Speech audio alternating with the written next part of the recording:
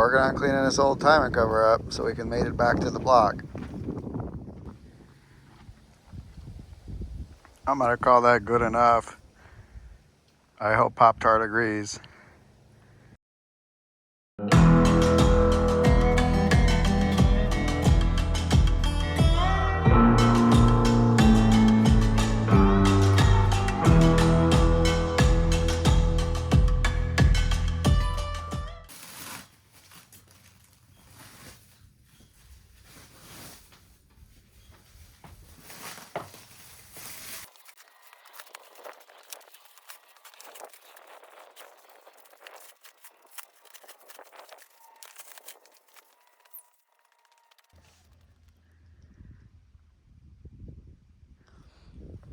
So this is taped up because this is an oil passage. This feeds the front gears. Look at that. Brand new. Look at them liner hides. 14 and a half. Beautiful.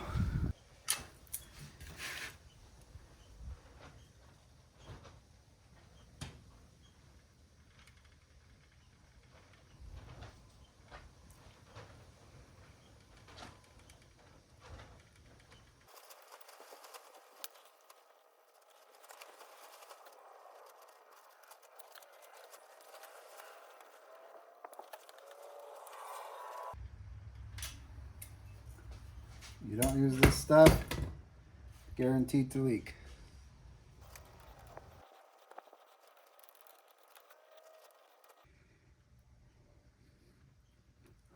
Well, maybe not totally guaranteed, but there's a good chance it will.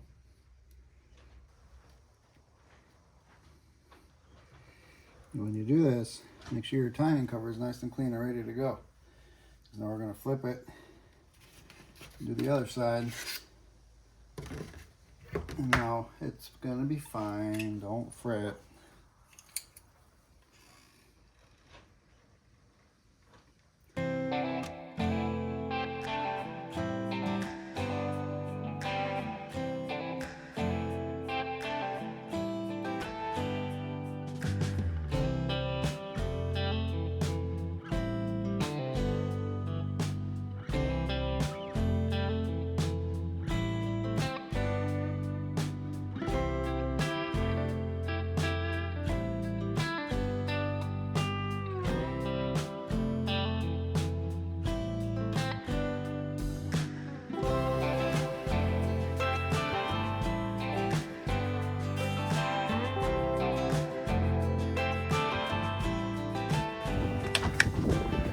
Alright, so I got our timing cover on.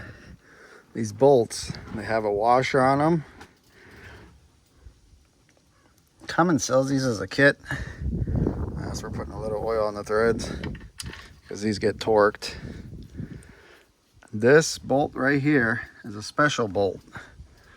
That doesn't have a washer on it or anything. It's called a special bolt. So that's what you use there.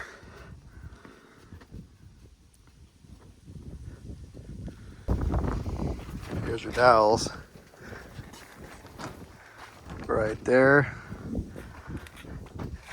And right there.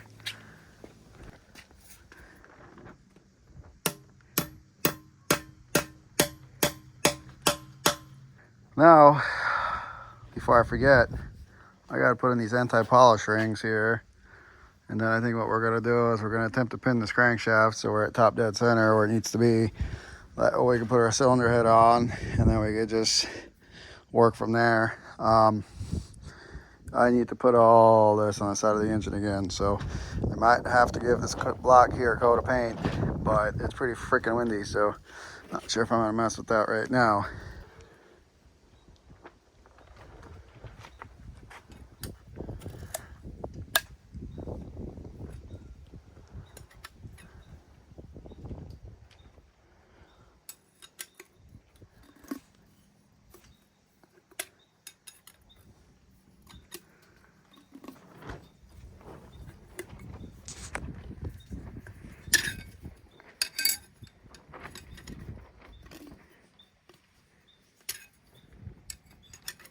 Some of them go in easier than others.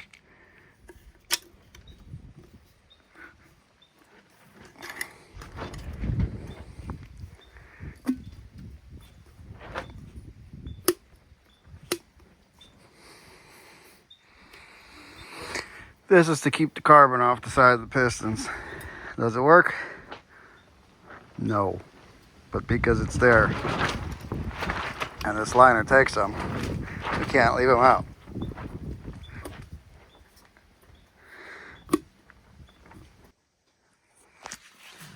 So I have all these gears set up according to the way they have to go. This is the fuel pump gear, the idler gear for the fuel pump, which is right there. I still gotta clean that guy up. But this guy, you're not supposed to reuse these bolts by any means. You're supposed to get new ones from Commons, which they supplied. I actually supplied in my little kit, so I have 2 of them now. But we're gonna go ahead and pop that gear on. Don't worry, we'll put that where it needs to go for noise. Somebody said this gear was gonna eat my lunch. Funny, I've already had my lunch.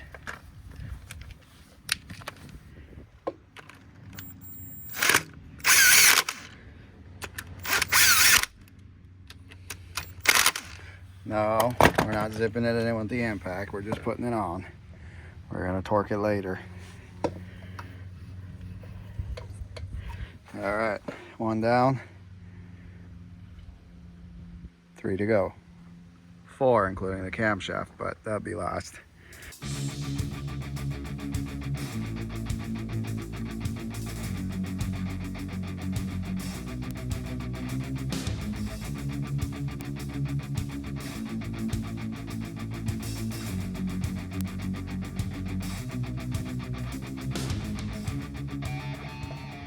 So I guess it's a little hard to screw all that up.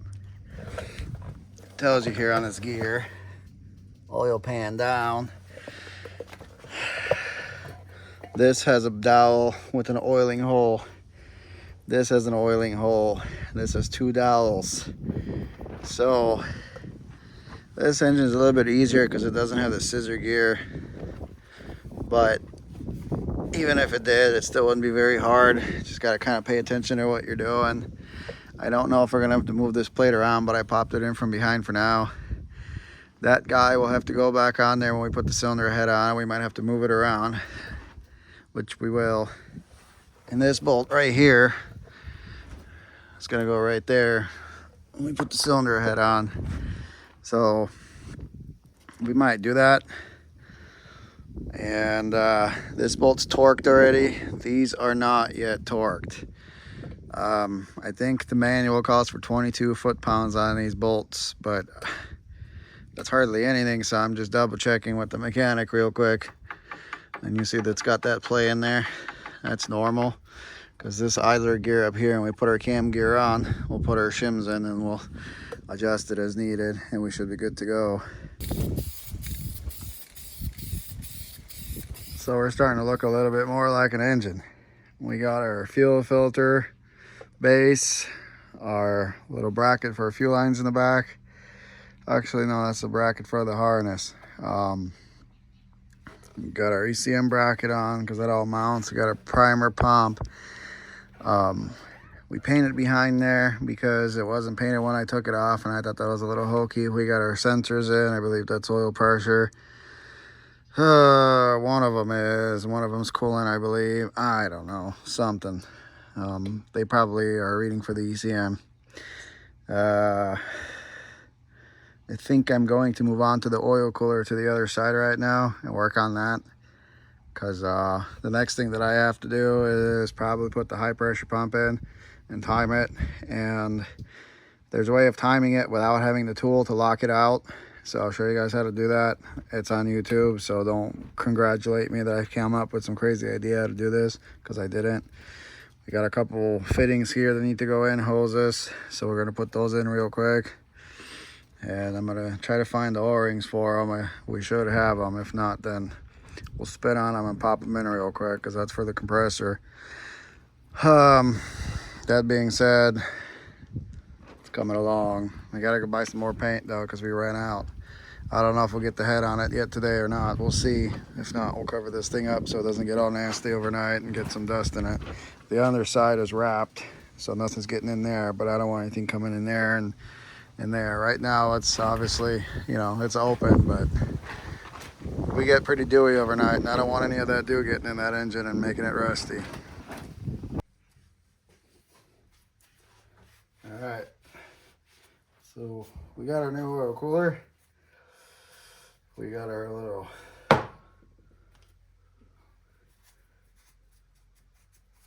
spacers or whatever these are called. They go in the oil cooler and they used to mount.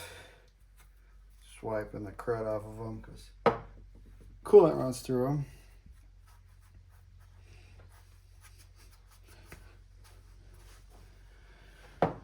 Got our new gaskets.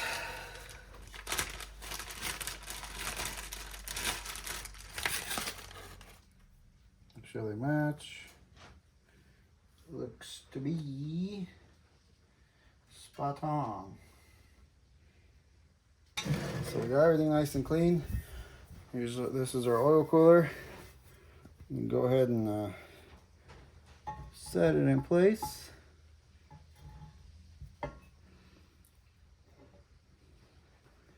Our gaskets don't move. Put our little spacers in there. No, I'm not using any extra sealant on this. I think it should be okay.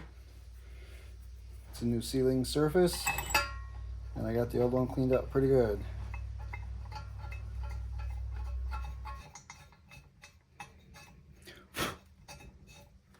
So this is a brand spanking new oil cooler. The housing's been cleaned. I got a new thermostat for it. Actually, we'll put the thermostat in it when I hang this on the side of the engine. So these bolts are only 15 foot-pounds. We probably overdid it at about 30, but it's probably okay. Look at her cooking and cleaning. I'm looking to see if I have any more of these. So our new oil cooler is on. Oh, glass lights. Yeah, I want to go do the clear ones, but I think I only have 2. Our new oil cooler is on. I made some studs here. Let's see if they're still hot. Oh, they're good. From old Cletus McFarland himself sent these to me. He's a hell yeah, brother. You're fixing this Cummins turbo diesel here, and let me send you some bolts. So we're gonna thread these in like so. Then we're actually gonna clean this surface off. I'm gonna pop this cap off. We're gonna go get our gasket. We're gonna set it on here, and then we're gonna bring the housing on, and we're gonna pop it on. And then these bolts torque to about 30 foot-pounds, I think, or 35 from what I remember. Not a heavy torque, but they're all over here. Before we do all that, I'm gonna clean them up. And then we're gonna pop this oil cooler in here, and then we'll be kind of done with this side. Then we'll put the EGR cooler on, all that garbage on here. And I don't know, we'll see if we can get the head on. I don't know if there's gonna be enough time.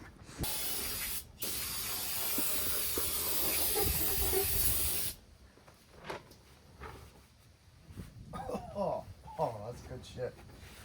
Oh, strong like wood.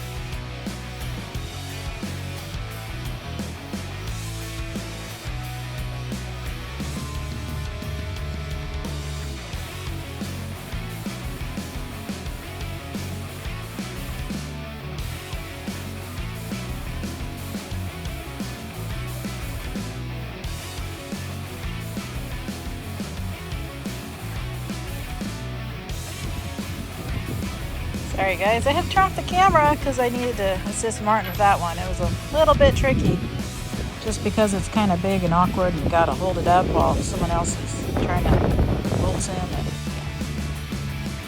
we did it.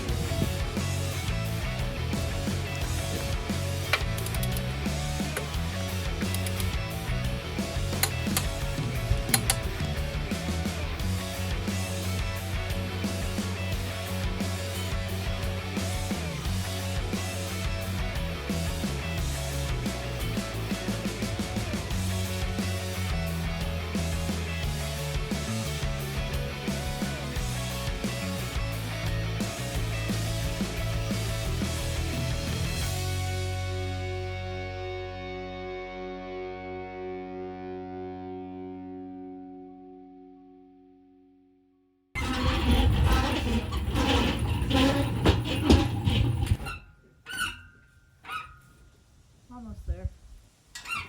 Oh, right there. Might be. Letting her down. Look at this shop towels. I don't know if I say they want free. So.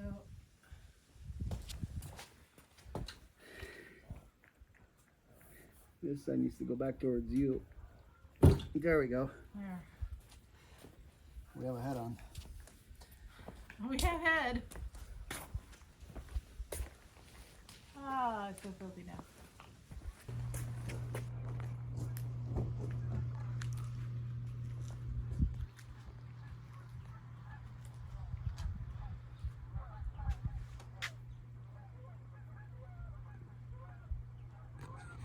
Pick it up, pick it up, pick it up, pick it up. You see the drippy, I'm fitted up. Hop in my car and the giddy up. Secure the bag, yeah, I get the bus. Pick it up, pick it up, pick it up. You see the drippy, I'm fitted up. Hop in my car and the giddy up. Secure the bag, yeah, I get the bus. Pick it up, pick it up, pick it up, pick it up. I've been on the flex since flex zone.